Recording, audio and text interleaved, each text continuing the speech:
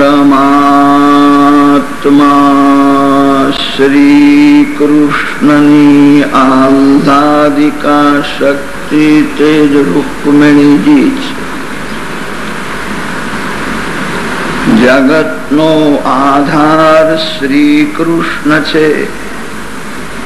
જગત આધારનો પણ આધાર શ્રી રૂકમિણીજી છે.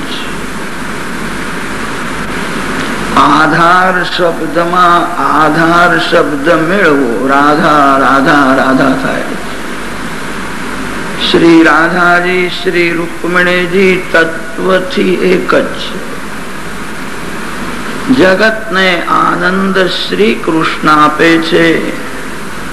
સંસારમાં જીવને સુખ મળે છે, આનંદ મળતો નથી.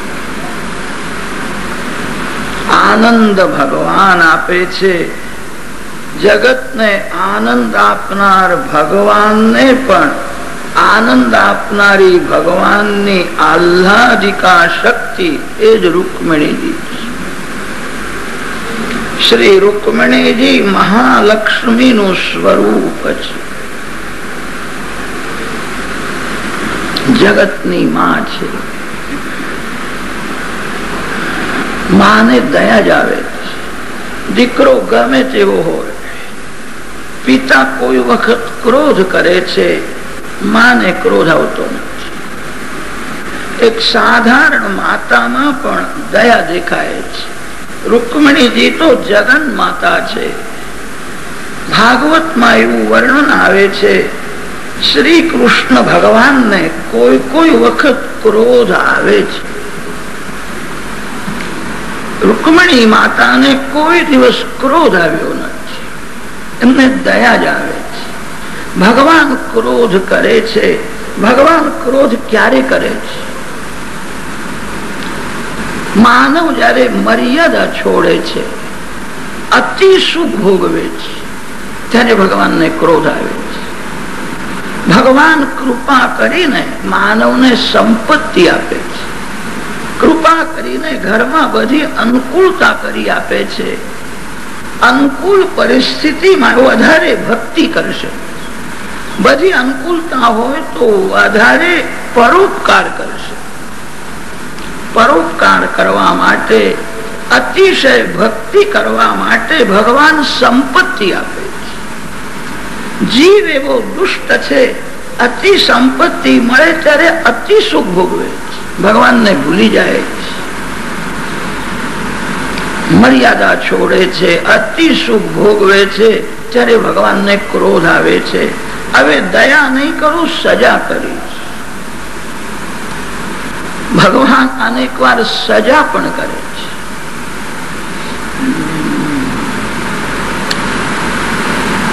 રૂકમિણીજી ભગવાનને સમજાવે છે, મને એની દયા આવે છે. તમે સજા કરશો, બહુ દુઃખી થશે. સજા ન કરો, દયા કરો. ત્યારે ભગવાન બોલે છે, આ જીવ દુષ્ટ છે. આજ સુધી મેં બહુ દયા કરી, આ દયા કરવા લાયક નથી, આ દુષ્ટ છે. રૂકમિણીજી ભગવાનને સમજાવે છે, જીવ તો દુષ્ટ છે, તમે તો દયાળુ છો ને. જીવ દુષ્ટતા છોડતો નથી, તમે દયા કેમ છોડો છો? ભગવાન કોઈ વખત આવેશમાં એવું બોલે છે, આ જીવ નાલાયક છે, મેં આજ સુધી બહુ કૃપા કરી છે, હવે કૃપા નહીં કરું, હવે સજા કરીશ. રૂકમિણીજી ભગવાનને સમજાવે છે, જીવ તો નાલાયક છે. લાયક બાપનો બેટો નાલાયક થયો છે. આપ લાયક છો, એની ભૂલ થઈ છે, હવે સુધરશે. તમારી કથા સાંભળે છે, હવે પાપ નહીં કરે. જે કથા સાંભળે એના માટે ભગવાનને આશા થાય છે. ભગવાનનો સ્વભાવ વૃદ્ધ પિતાના જેવો છે. વૃદ્ધ પિતા પુત્રની આશા રાખે છે, હવે મારો દીકરો થોડો ડાયો થશે, હવે ભૂલ નહીં કરે. ભગવાનને નિરાશ ન કરો. રૂકમિણીજી ભગવાનને મનાવે છે, કૃપા કરો. જગત ભગવાનના આધીન છે, ભગવાન રૂકમણીજીના આધીન છે. રૂકમણી માતા પ્રેમની મૂર્તિ છે. શ્રી રૂકમણીજી જેના માટે ભલામણ કરે છે તે જીવને ભગવાન અપનાવે છે.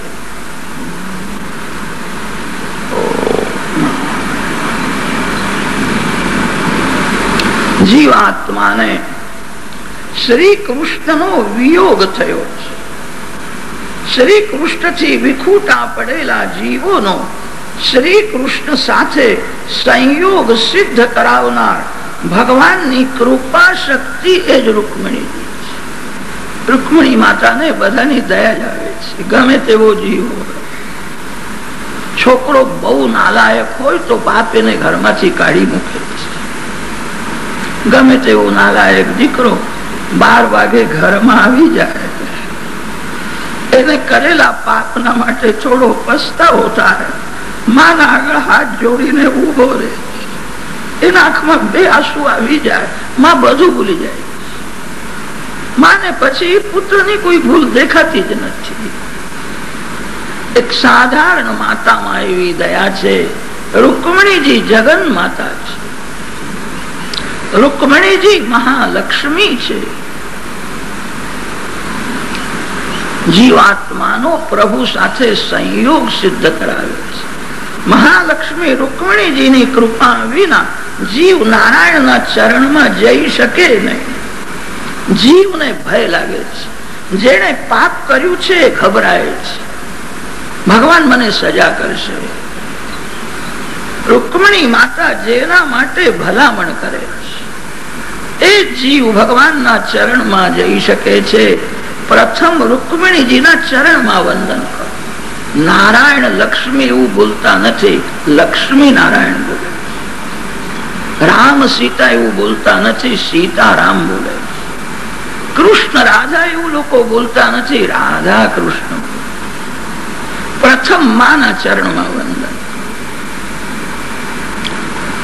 શ્રી રૂકમણીજી મહાલક્ષ્મી નું સ્વરૂપ છે. જીવ એ લક્ષ્મી નો દીકરો છે. જીવની ભૂલ એ થાય છે, જીવ લક્ષ્મી નો પતિ થવા જાય છે.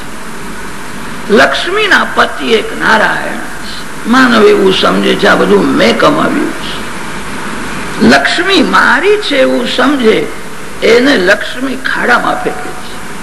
લક્ષ્મી નારાયણની છે એવો ભાવ રાખે તો લક્ષ્મીજી નારાયણના ગોદમાં બેસાડે છે.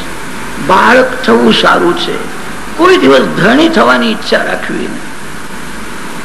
પતિને ચિંતા થાય છે, બાળકને ચિંતા થતી નથી. બાળક નિર્ભય હોય છે, નિશ્ચિંત હોય છે. જીવ ઈશ્વરનો દીકરો છે, લક્ષ્મી માં છે. બાળક બનો. બાળકને બધું મળે, ધણીને બધું મળતું નથી. કલ્પના કરો, કોઈ માં મંદિરમાં ગઈ હતી, એને પ્રસાદનો પેડો મળ્યો. માં પેડો લઈને ઘરમાં આવી. ઘરમાં 3-4 વર્ષનો બાળક હતો. એ દોડતો દોડતો માં પાસે ગયો. માં એને પેડો આપી દીધો. પેડો બાળક ખાઈ ગયો. માતા પિતાને સંતોષ થયો, પુત્રના પેટમાં પ્રસાદ ગયો, અમને જ મળ્યો. ઘરમાં બાળક ન હોય અને પતિ પત્ની બે જ હોય અને પ્રસાદનો પેડો આવે તો પત્ની પતિને અડધો પ્રસાદ આપે છે. અડધો તમે ખાઓ ને અડધો હું ખાઉં. પતિને અડધું જ મળે, પુત્રને બધું મળે. બાળક બનો. લક્ષ્મી માં છે. માનો ઉપયોગ કરો, લક્ષ્મીનો ઉપભોગ ન કરો. કેટલાક લોકોના પૈસા ખાવામાં બહુ જાય. પૈસો લક્ષ્મી નું સ્વરૂપ છે. વિવેકથી એનો ઉપયોગ કરો. ભોજનની જરૂર છે, જેની બહુ આવશ્યકતા છે તે પેટને આપજો. જીભ માગે તે જીભને આપવાની શી જરૂર છે? થોડી અંદર નજર રાખીને ભોજન કરો. અંદર નજર રાખવાનો અર્થ એ છે પેટને જેની જરૂર છે એ આપજો. જીભ માગે તે જીભને આપવું ન. લક્ષ્મી ઉપયોગ માટે છે, લક્ષ્મી ઉપભોગ માટે નથી. પ્રાતઃકાલની કથામાં વર્ણન કર્યું હતું, રુક્મિણીજીના અલૌકિક સૌંદર્યને, શૃંગારને જોઈને રાજાઓ કામ ભાવથી જોવા લાગ્યા. સુંદર છે. રુક્મિણીજીને તે ઠીક લાગ્યું નહીં. આ મારા બાળકો છે, મને કામ ભાવથી જુએ છે. આંખમાંથી એવું તેજ નીકળ્યું, બધા મૂર્છામાં પડ્યા. શ્રી રુક્મિણીજીનું તેજ એક શ્રી કૃષ્ણ જ સહન કરી શકે છે, અન્ય કોઈ દેવ પણ સહન કરી શકે. રુક્મિણી માં છે. રુક્મિણી સ્વયંવરમાંથી ઘણા ભાવ નીકળે છે. આપણા શાસ્ત્રોમાં લક્ષ્મીના અનેક ભેદ બતાવ્યા છે. અલક્ષ્મી, લક્ષ્મી, મહાલક્ષ્મી. પાપનો જે પૈસો છે એ અલક્ષ્મી છે. અલક્ષ્મીનું વાહન ઘુબડ છે. અલક્ષ્મી ઘુબડ ઉપર બેસીને ઘરમાં આવે છે, ઘણા ભાગે રડાવે છે, વિનાશ કરે છે, બુદ્ધિને બગાડે છે, બહાર જાય છે. લક્ષ્મી તેને કે છે જે ધર્મથી અધર્મથી ધન ઘરમાં આવ્યું છે. તમારા હાથે સારા કામમાં થોડો ઉપયોગ અને થોડું ધન ભોગ વિલાસમાં પણ ગયું, એ લક્ષ્મીનું સ્વરૂપ છે. મહાલક્ષ્મી તેને કે છે જે ધર્મથી, નીતિથી ઘરમાં આવ્યું છે. તમારા હાથે જેનો સદુપયોગ થાય એટલું જ ધન ધર્મનું છે. ડાક્ટર ના ઘેર જવું પડે, વકીલની પૂજા કરવી પડે, ઠીક છે, એ કઈક પાપનો પૈસો હતો, એ રડાવીને બહાર જાય છે. જીવનમાં ધનની બહુ જરૂર છે. યાદ રાખજો, ધન કરતા ધર્મની વધારે જરૂર. મર્યા પછી ધન સાથે આવશે નહીં, મર્યા પછી ધર્મ સાથે આવશે. ધન ભૌતિક સુખ આપે છે, ધર્મ મનને શુદ્ધ કરે છે. જેનું મન શુદ્ધ છે એને જંગલમાં ઝાડના તળે પણ આનંદ મળે છે. જેનું મન બગડેલું છે એ બંગલામાં પણ હૈયું બાળે, એને શાંતિ નથી. જેનું મન શુદ્ધ છે એ જ્યાં જાય ત્યાં શાંતિ છે. જીવનમાં ધનની જરૂર છે, ધન કરતા વધારે ધર્મની જરૂર. રુક્મિણીજી મહાલક્ષ્મી છે. સુખદેવજી મહારાજ વર્ણન કરે છે. ભગવાનનું બીજું લગ્ન સત્રાજીતની કન્યા સત્યભામાજી સાથે થયું છે. ત્રીજું લગ્ન સ્યમંતક મણી શોધવા ગયા હતા ત્યારે જાંબવાનની કન્યા જાંબવતીજી સાથે ત્રીજું લગ્ન થયું છે. ચતુર્થ લગ્ન શ્રી યમુનાજીના અંશમાંથી પ્રગટ થયેલા કાલિંદીજી સાથે થયું છે. પાંચમું લગ્ન મિત્રવિંદાજી સાથે થયું છે. છઠ્ઠું લગ્ન નાગનજીતી સાથે થયું છે. સાતમું લગ્ન સત્યાજી સાથે થયું અને આઠમું લગ્ન લક્ષ્મણાજી સાથે થયું છે. ગીતાજીના 7મા અધ્યાયમાં અષ્ટધા પ્રકૃતિની કથા આવે છે. પ્રકૃતિ અષ્ટધા છે. પૃથ્વી, જલ, તેજ, વાયુ, આકાશ, મન, બુદ્ધિ અને અહંકાર. આ અષ્ટધા પ્રકૃતિ છે. પરમાત્મા જગતમાં આવે છે ત્યારે પ્રકૃતિ દાસી થઈને ભગવાનની સેવા કરે છે. જીવની ભૂલ એ થાય છે, જગતમાં આવ્યા પછી જીવ પોતાના સ્વરૂપને ભૂલે છે, પ્રકૃતિનો દાસ બને છે. તમે બધા ભગવાનના અંશ છો, તમે બધા પ્રભુના પ્યારા છો, તમે બધા ભગવાનના દાસ છો. જીવ સ્વરૂપને ભૂલીને પ્રકૃતિનો ઉપયોગ કરતા પ્રકૃતિનો ગુલામ બને. પ્રકૃતિનો જયારે દાસ બને છે ત્યારે પ્રકૃતિ એને રડાવે છે. પ્રકૃતિનો ઉપયોગ કરો, પ્રકૃતિ સાથે બહુ પ્રેમ ન કરો. અતિશય પ્રેમ પરમાત્મા સાથે કરો. અગ્નિ બહુ ઉપયોગી છે, અગ્નિ વિના રસોઈ થતી નથી. અગ્નિ સાથે લોકો વધારે પ્રેમ કરતા નથી. અગ્નિ ઉપયોગી હોવા છતાં અગ્નિ સાથે કોઈ વધારે પ્રેમ કરે તો દુઃખી થશે. પ્રકૃતિ ઉપયોગ માટે છે. પ્રકૃતિનો ઉપયોગ કરતા યાદ રાખજો, હું ભગવાનનો અંશ છું, મારે પ્રભુના ચરણે જવું છે. તમારા સ્વરૂપને ભૂલશો નહીં, તમારા લક્ષ્યને ભૂલશો નહીં. જે લક્ષ્યને ભૂલે છે એ 84 લાખના ચક્કરમાં ફરતો જ રહે છે. પ્રકૃતિ ઉપયોગ માટે છે. પ્રકૃતિ સાથે વિવેકથી પ્રેમ કરો, વધારે પ્રેમ ન કરો. વધારે પ્રેમ પરમાત્મા સાથે કરો. પ્રકૃતિ શબ્દનો અર્થ સ્વભાવ એવો પણ થાય. જીવ સ્વભાવના આધીન થઈને કર્મ કરે. દુઃખનું કારણ એનો સ્વભાવ છે. જેનો સ્વભાવ બરફ જેવો ઠંડ છે, જેનો ઠંડો સ્વભાવ છે, જેનો સ્વભાવ મધુર છે, એ ત્યાં જાય ત્યાં શાંતિ છે.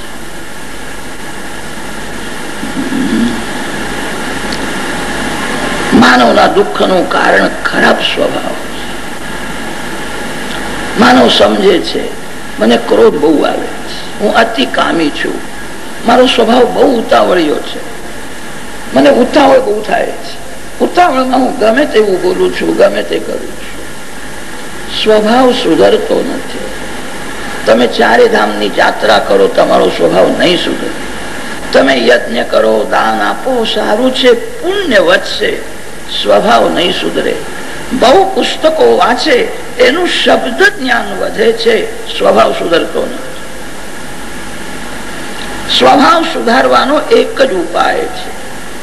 ભગવાનના સદગુણ જયારે જીવમાં આવે છે, ભગવાનના સદગુણ જીવમાં ક્યારે આવે છે? આ જીવ ભગવાનમાં નજર રાખે, મનથી ભગવાનનું સ્મરણ કરે, જીભથી ભગવાનના નામનો જપ કરે, તો જીવમાં ભગવાનના સદગુણ આવે છે. તમે કોને યાદ કરો છો? તમે જેને યાદ કરશો એના જેવા થશો. સંસારનું સ્મરણ એ જ મરણ છે. સંસારનું વિસ્મરણ એ જીવન છે. સંસારમાં જ્યાં જુઓ ત્યાં કામનું રાજ છે. સંસાર કામમય છે. સંસારનું બહુ સ્મરણ ચિંતન ન કરો. મનથી ભગવાનનું જે સ્મરણ કરે, આંખથી ભગવાનના દર્શન કરે, જીભથી ભગવાનના નામનો જપ કરે, એ જીવમાં ભગવાનના સદગુણ આવે છે. જીવમાં જયારે ભગવાનના સદગુણ આવે છે ત્યારે જ સ્વભાવ સુધરે છે. આ કથા સાંભળ્યા પછી તમારો થોડો પણ સ્વભાવ સુધરે તો કથા સફળ છે. કથા સાંભળ્યા પછી કરેલા પાપના માટે પશ્ચાતાપ થવો જોઈએ. કથા સાંભળ્યા પછી પાપ છોડવાની ઈચ્છા થવી જોઈએ. કથા સાંભળ્યા પછી નવો જન્મ થાય છે. કથા માં છે, કથામાં નવીન જન્મ આપે છે. કથા સાંભળ્યા પછી સ્વભાવ ન સુધરે, પાપ છોડવાની ઈચ્છા ન થાય તો માનજો મેં કથા સાંભળી જ નથી. મેં તો સાંભળ્યા, મહારાજને કથા કરતા જ આવડતી નથી. મહારાજ બરાબર કથા કરતા હોય અને તમે શાંતિથી બરાબર કથા સાંભળતા હોય, કથા સાંભળ્યા પછી પવિત્ર જીવનનો આરંભ થાય. કથા સાંભળ્યા પછી સ્વભાવ સુધરે છે. કથા સાંભળ્યા પછી પ્રભુમાં થોડો પ્રેમ જાગે છે, પાપ છોડવાની ઈચ્છા થાય. અષ્ટધા પ્રકૃતિ પરમાત્મા જગતમાં આવે છે ત્યારે દાસી થઈને ભગવાનની સેવા કરે છે. જીવ ઈશ્વરનો દાસ છે, જીવ ઈશ્વરનો અંશ છે. સ્વરૂપને ભૂલે છે અને પ્રકૃતિનો દાસ બને છે. પ્રકૃતિ આરંભમાં રળિયામણી લાગે છે. જીવ પ્રકૃતિના આધીન થઈને જયારે અતિ સુખ ભોગવે છે ત્યારે પ્રકૃતિ રાક્ષસી થઈ જાય છે. વાસના રાક્ષસી મનમાંથી નીકળતી નથી. માનવ છોડવાનો પ્રયત્ન કરે છે છતાં છૂટતી નથી. ભગવાનની સતત ભક્તિ કરો, સ્વભાવ સુધરશે તો તમને મરતા પહેલા જ મુક્તિના જેવો આનંદ મળશે. એક અધ્યાયમાં 16,000 રાજકન્યાઓ સાથે ભગવાનનું લગ્ન થયું છે તે કથા. આપણા ઋષિઓએ વર્ણન કર્યું છે વેદના મંત્ર 1,00,000 છે. પ્રત્યેક વેદ મંત્ર નો એક દેવ હોય છે, એક ઋષિ હોય છે, છંદ હોય છે. છંદ, ઋષિ અને દેવતા આ ત્રણનું જ્ઞાન ન હોય એને વેદ મંત્ર સફળ થતો નથી. કેટલાક બ્રાહ્મણો વેદ મંત્ર બોલે છે, એમને પૂછો આ મંત્રનો ઋષિ કોણ? કયા ઋષિ આ મંત્ર સિદ્ધ કર્યો છે? આ મંત્રના દેવ કોણ? આ મંત્રનો છંદ કયો? છંદ, ઋષિ અને દેવતા આ ત્રણનું જ્ઞાન ન હોય એને વેદ મંત્ર સફળ થતો નથી. વેદ કેવલ શબ્દ રૂપ જ છે એવું નથી. પ્રત્યેક વેદ મંત્રના અભિમાની દેવ છે. વેદ મંત્રને સિદ્ધ કરનાર એક ઋષિ છે. વેદોમાં 3 કાંડ બતાવ્યા છે: કર્મકાંડ, ભક્તિકાંડ અને જ્ઞાનકાંડ. વેદમાં 80,000 મંત્રો કર્મકાંડના છે, 16,000 મંત્રો ભક્તિનું વર્ણન કરનારા છે અને 4,000 વેદ મંત્રો જ્ઞાનકાંડનું વર્ણન કરે છે. વેદોમાં કર્મ, ભક્તિ અને જ્ઞાન આ 3નો સમન્વય છે. જીવનમાં 3ની જરૂર છે. આજકાલ કેટલાક લોકો એવું સમજવા લાગ્યા છે જ્ઞાનમાં આગળ વધ્યા પછી ભક્તિની જરૂર નથી. ભક્તિ કરનારને ધર્મની જરૂર ઓછી છે. ભૂલ છે. આપણા શાસ્ત્રોમાં કોઈ ઠેકાણે એવું લખ્યું નથી ભક્તિ ગૌણ છે, ધર્મ ગૌણ છે. 3નું વર્ણન વેદોમાં મળે છે. ગીતાજીમાં પણ 3 પ્રકરણ માન્યા છે. પ્રથમ અધ્યાયથી 6થા અધ્યાય સુધી કર્મ પ્રકરણ છે. 7મા અધ્યાયથી 12મા અધ્યાય સુધી ભક્તિનું વર્ણન છે. 13મા અધ્યાયથી 18મા અધ્યાય સુધી જ્ઞાનનું વર્ણન છે. કર્મ, ભક્તિ, જ્ઞાન આ 3ની જરૂર છે. આ 3માં કોઈ ગૌણ નથી. લાડુ કરવો છે, લાડુમાં મુખ્ય શું છે? ઘીની કિંમત વધારે છે, ઘી મુખ્ય છે. લોટની કિંમત ઓછી છે, તે લોટ ગૌણ છે. 3 વિના મિષ્ટાન્ન થતું નથી. કોઈ પણ મિષ્ટાન્ન કરવું લોટ જોઈએ, ઘી જોઈએ, ખાંડ જોઈએ. વેદોમાં વર્ણન છે બ્રહ્મ રસમય છે. પરમાત્મા અતિ મધુર રસનું સ્વરૂપ છે. રસમય પરમાત્માનો અનુભવ કરવા માટે કર્મ, ભક્તિ અને જ્ઞાન 3ની જરૂર છે. કેટલાક લોકો જ્ઞાનનો આગ્રહ રાખે છે, ધર્મને ગૌણ કરી દે છે, પતન થઈ જાય. આ 3માં ગૌણ કોઈ નથી, 3 મુખ્ય છે. ઘીની કિંમત વધારે છે, લોટની કિંમત ઓછી છે. લોટ ન હોય તો લાડુ થાય જ નહીં. લાડુમાં લોટ, ઘી અને ખાંડ 3 મુખ્ય છે. કર્મ, ભક્તિ અને જ્ઞાન 3 મુખ્ય છે. એમાં કોઈ ગૌણ નથી. કર્મયોગ મનને શુદ્ધ કરવા માટે છે. વાસણ ઉપર કાટ ચડે છે ત્યારે વાસણને અનેક વાર ઘસવું પડે છે. 2-4 વાર ઘસો તો પણ સ્વચ્છ થતું નથી. મન ઉપર અનેક જન્મનો વાસનાનો કાટ ચડ્યો છે. અનેક જન્મનું મન બગડેલું છે. તે અનેક જન્મનું બગડેલું મન જલ્દી સુધરતું નથી. બહુ કઠણ છે. થોડા દિવસ મન પવિત્ર રહે છે, પછી મન બગડી જાય. કર્મયોગ મનને શુદ્ધ રાખવા માટે. કર્મયોગ જે છોડે છે, સંધ્યા, ગાયત્રી, સત્કર્મ, જેનો જે ધર્મ બતાવ્યો છે એ છોડે, તેનું મન બગડે છે. બ્રાહ્મણ સંધ્યા ન કરે અને મંદિરમાં દેવની પૂજા કરવા જાય, ભગવાન એના હાથની પૂજા લેતા નથી. ભગવાન કે છે તારા હાથની પૂજા લેવી નથી, મારું કહ્યું તું કરતો નથી, મને ફૂલની માળા અર્પણ કરવા આવે છે.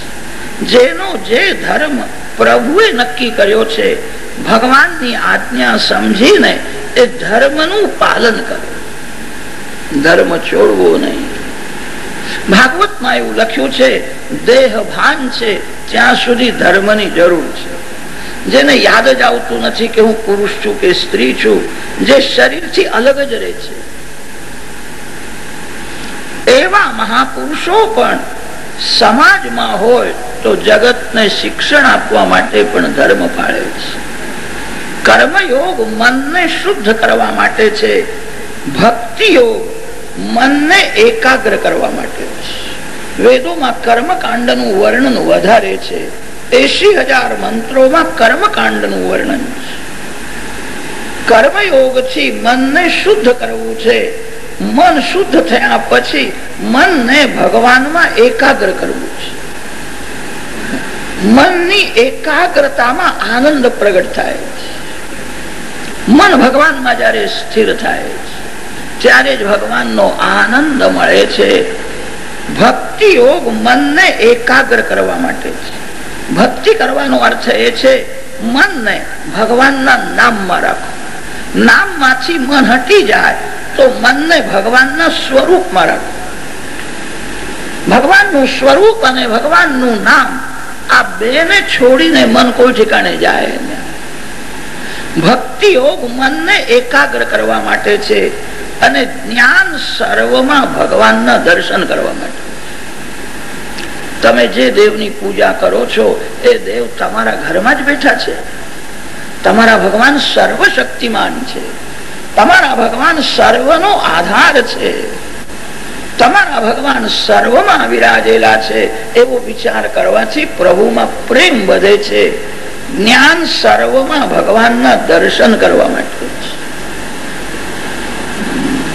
કેટલાક લોકોને એક જ મંદિરમાં એક જ મૂર્તિમાં ભગવાન દેખાય. ઠીક છે, બહુ સારું નથી.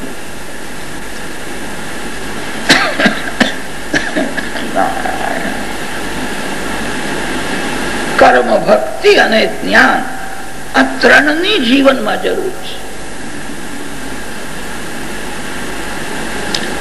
વેદ મંત્રના અભિમાની દેવો હોય છે. દેવો બ્રહ્મનું વર્ણન કરે છે છતાં પરમાત્માનો અનુભવ થતો નથી. ભોજનની કોઈ બહુ વાતો કરે, તૃપ્તિ થતી નથી. ભોજનની વાતો સાંભળે તો તૃપ્તિ થતી નથી. ભોજન કરવાથી તૃપ્તિ થાય. વેદના અભિમાની દેવો બ્રહ્મનું વર્ણન તો કરે છે, પરમાત્માનો અનુભવ થયો નહીં. ભગવાનના દર્શન કરવા બહુ કઠણ નથી. સર્વકાળ ભગવાનનો અનુભવ કરવો બહુ કઠણ. ભગવાનના દર્શન કરવાથી બહુ લાભ નથી, થોડો લાભ છે. રાજમહેલમાં કોઈ રાજા બેઠો છે, એ જોવાથી તમને શું મળ્યું? મંદિરમાં ભગવાન વિરાજેલા છે, એ જોવાથી બહુ લાભ નથી. રાજા સાથે પ્રીતિ કરો તો પૈસો મળશે. રાજાને જોવાથી કઈ મળતું નથી. પરમાત્મા સાથે પ્રીતિ કરો. કોઈએ કહ્યું આ ધરતીમાં સોનું છે. તમે જાણતા હતા ધરતીમાં સોનું છે, જાણવાથી શું મળ્યું? ખાડો ખોદ્યો, સોનું દેખાયું. સરકારને ખબર પડી, સરકારના લોકો આવ્યા અને ધરતીનું ધન લઈ ગયા. તમે જાણતા હતા, ખાડો ખોદવાની મહેનત કરી હતી, સુવર્ણ તમને દેખાયું હતું, હાથમાં કઈ આવ્યું નહીં. હાથમાં આવે તો લાભ છે. મુનિમના હાથમાં શેઠના રૂપિયા હોય. મુનિમના હાથમાં રૂપિયા તો છે. મુનિમ જાણે છે આ મારા નથી, મને જે પગાર મળે છે એટલો જ મારો છે. મારે તો આ રૂપિયાનો હિસાબ આપવો પડશે. પૈસો હાથમાં આવે તોય લાભ નથી. પૈસો તમારો થાય તો લાગશે. પરમાત્મા સાથે એવો પ્રેમ કરો, પરમાત્મા તમારા થાય. ભક્તિનો આરંભ ત્યારે થાય છે જીવને જયારે સ્વરૂપનું જ્ઞાન થાય છે. જ્ઞાનથી ભક્તિ થાય છે. હું ભગવાનનો અંશ છું, હું ભગવાનનો છું, હું કોઈ સ્ત્રીનો નથી, હું કોઈ પુરુષનો નથી, હું જગતનો નથી, હું ઈશ્વરનો છું. તમારો જન્મ થયો ત્યારે તમે પતિ નહોતા, તમારો જન્મ થયો ત્યારે તમે પત્ની નહોતા. પતિ પત્નીનો સંબંધ માનેલો છે, વાસ્તવિક નથી. જન્મથી જીવ ઈશ્વરનો છે અને જીવ મર્યા પછી પણ ઈશ્વરનો જ રહે છે. ભક્તિનો આરંભ ત્યારે થાય છે જ્યારે જ્ઞાન થાય છે હું ભગવાનનો છું, હું ભગવાનનો છું. એવું જે સમજે ભક્તિ કરે છે. ભક્તિ જ્યારે વધે છે ત્યારે જીવને અનુભવ થાય છે ભગવાન મારા છે, ભગવાન મારા છે. હું ભગવાનને ભૂલી જઉં છું પણ ભગવાન મને ભૂલતા નથી. મારા ઉપર બહુ કૃપા છે. હું જ્યાં જાઉં ત્યાં ભગવાન મને દર્શન આપે છે, ભગવાન મારી સાથે જ રહે છે. હવે ભગવાન મારા થયા છે, હું ભગવાનનો છું એવું બરાબર સમજે, ભક્તિ કરે છે. ભક્તિ વધે ત્યારે ભગવાન મારા છે એવો અનુભવ થાય છે. આત્મ સ્વરૂપમાં પરમાત્માના દર્શન એને અનુભવ કહે છે. મંદિરમાં ભગવાનના દર્શન કરવાથી બહુ લાભ નથી. જે ભગવાન વૈકુંઠમાં છે, જે ભગવાન મંદિરમાં છે, એ ભગવાન તમારા હૃદયમાં પણ. કૃષ્ણ કનૈયા